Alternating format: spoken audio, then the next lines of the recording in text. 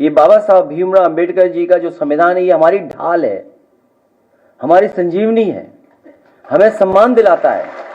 कोई मनु गड़बड़ आए थे, उन्होंने ये व्यवस्था की जिसकी वजह से हमें आज भी अपमानित होना पड़ रहा है। कि मुख्यमंत्री जी कह रहे थे कि 80-20 की लड़ाई है, तो मैं जानना चाहूंगा मैं 20 में हूं कि 80 में हूं। तो ये लड़ाई 80-20 की नहीं है, ये लड़ाई 90-10 की है। भारतीय जनता पार्टी अपनी नाकामी छिपाने के लिए बहुत सारे फैसले लेती है, अपनी हर योजना की नाकामी छिपाने के लिए कम्युनल रास्ता अपना रही है, कॉन्स्टिट्यूशन को खत्म कर रही है।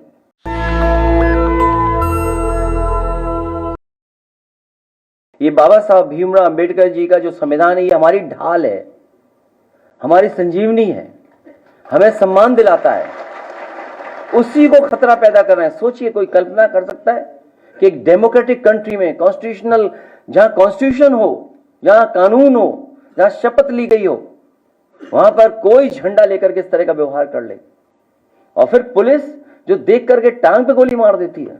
कोई मनु गड़बड़ आए थे, उन्होंने ये व्यवस्था की जिसकी वजह से हमें आज भी अपमानित होना पड़ रहा है। तो ये मनु महाराज गड़बड़ कर गए, जिसकी वजह से आज भी हम लोगों को अपमानित होना पड़ रहा है। और अगर वीडियो आ गया हो तो जरूर दिखाइए। ये चाल, चरित्र और चेहरा भारतीय जनता पार्टी का दिखाई देगा आपको स्क्रीन। कि मुख्यमंत्री जी कह रहे थे कि 80-20 की लड़ाई है, तो मैं जानना चाहूंगा मैं 20 में हूं कि 80 में हूं। और मैं उन्हें बताना चाहता हूं, दूसरी बात बताना चाहता हूं, अगर ये 80-20 की लड़ाई का गणित उनके पास है, तो ये लड़ाई 80-20 की नहीं है, ये लड़ाई 90-10 की है। जब से ये अयोध्या हारे हैं, तब से ये और कम्युनल होते चले जा रहे हैं। अगर राम जी या सुमन जी के साथ कोई घटना होती है, या समाजवादी पार्टी के नेता के ऊपर किसी तरह की कोई घटना होती है, तो उसके लिए जिम्मेदार कोई दूसरा नहीं, मुख्यमंत्री खुद जिम्मेदार होंगे। क्योंकि मुख्यमंत्री खुद उस संगठन पे हाथ रखे हुए हैं।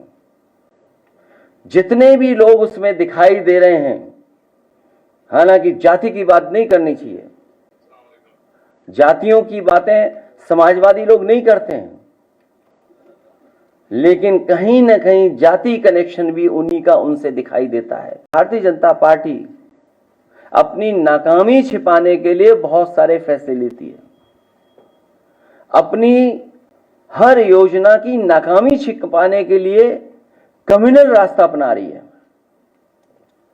कॉन्स्टिट्यूशन को खत्म कर रही है।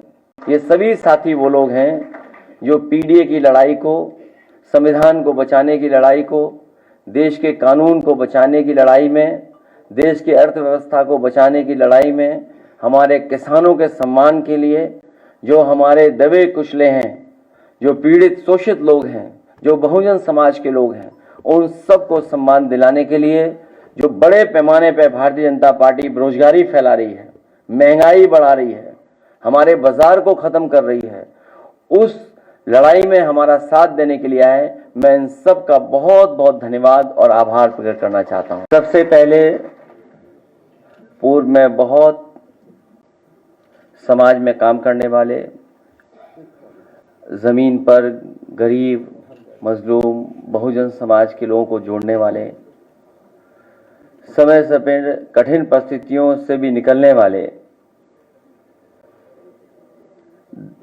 दद्दू प्रसाद जी, उनका मैं स्वागत करता हूं। समाजवादी पार्टी में आज शामिल होने के लिए मैं उन्हें बधाई देता हूं। उनके बड़ी संख्या में साथी जो यहां पर मौजूद हैं, उनका धन्यवाद देता हूं। बहुत बड़ी संख्या में जो हॉल के बाहर हैं, जो अंदर नहीं आ पाए हैं, मैं उनको भी बधाई देता हूं। और दूर दराज जो देख रहे होंगे, सुन रहे होंगे, क्योंकि संभव नहीं था सब लोगों का यहाँ आना, बड़ी संख्या में इनसे जुड़े हुए लोग पूरे प्रदेश में, उन सब का मैं बहुत बहुत धन्यवाद और आभार प्रकट करता हूँ। पीडीए जिंदाबाद, पीडीए जिंदाबाद। नेशनल दस्तक की आपसे गुजारिश है कि अगर इसको बचाना चाहते हैं तो नेशनल दस्तक को सब्सक्राइब करने के लिए रेड कलर के सब्सक्राइब बटन को दबाएं, फिर बेल आइकन की घंटी दबाएं। नेशनल दस्तक को बचाने के लिए बहुत जरूरी है कि हर खबर को शेयर करें, लाइक करें, कमेंट जरूर करें।